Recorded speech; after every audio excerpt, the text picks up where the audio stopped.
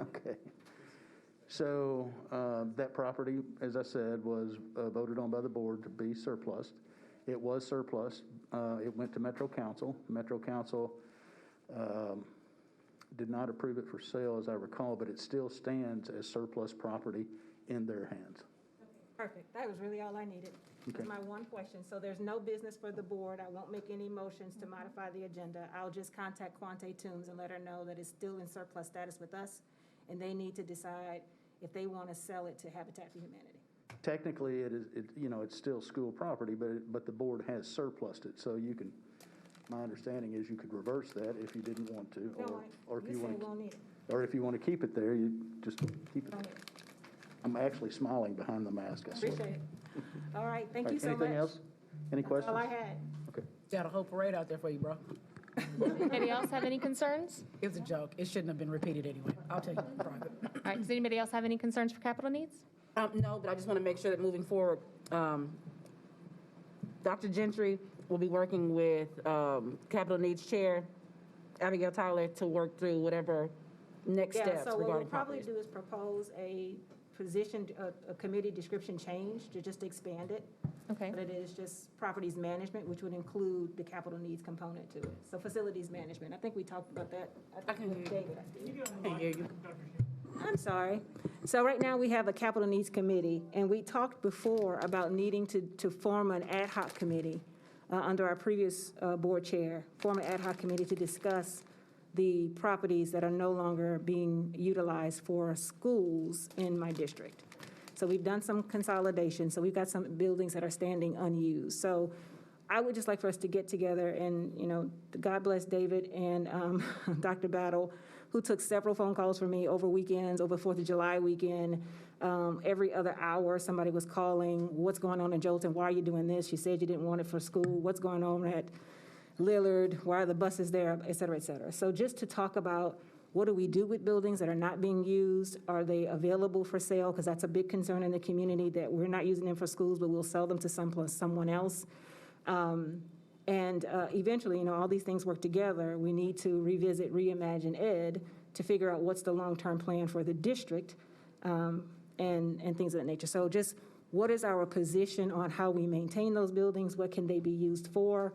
What are some of if someone wants to come to us and say, we have a church in Jolton that has a school, and they would love to be able to do their school in that building, will we allow them to do that? Are we up for leasing? So we just need to make some decisions about how we utilize those school buildings that we don't want to sell, but we don't want them to sit there empty either.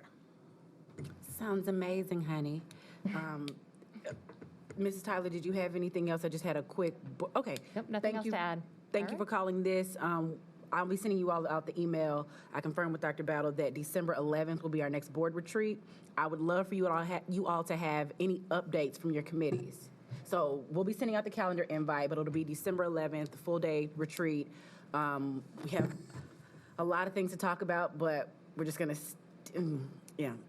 I'll send the email and we'll go from there, okay? So if you have anything in mind that you have a request about, please feel free to start emailing me those so that we can kind of prioritize and then decide what our third board retreat might look like as well. Ms.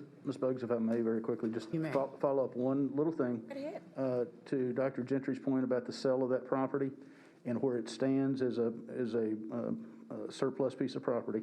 The process after that is what you may not know or may want to know. They generally will go around to the Metro Properties, will go around to their various departments to see if there's a need for it. That property is appraised, and they will, deal with that appraised value. If no other group, such as Parks or someone else like that, wants it, then it goes on e-bid for sale. Okay, so what kicks off the appraisal process?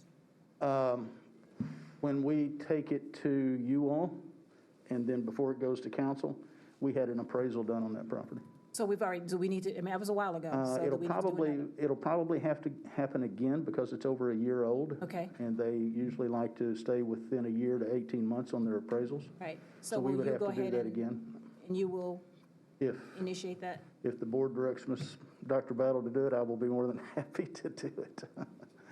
So, She said yes. okay, all right. All right, we'll get to work on it. So is it okay for me just to send Quante Toombs, who's the council person for that district? That it's, from our perspective, it's still surplus, and we're moving forward with an updated appraisal. Yeah, it still remains surplus, it's just we'll have to get the update on the appraisal, which is standard operating procedure. Thank you so much. I Yes, ma'am. appreciate you. Appreciate you. All right, any more business? Well, no further business, then I'll adjourn us. Thank you.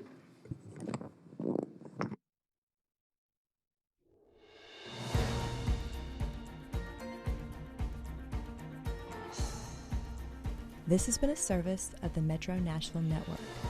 If you would like to see this presentation again, or for more information about this and other programs, visit nashville.gov.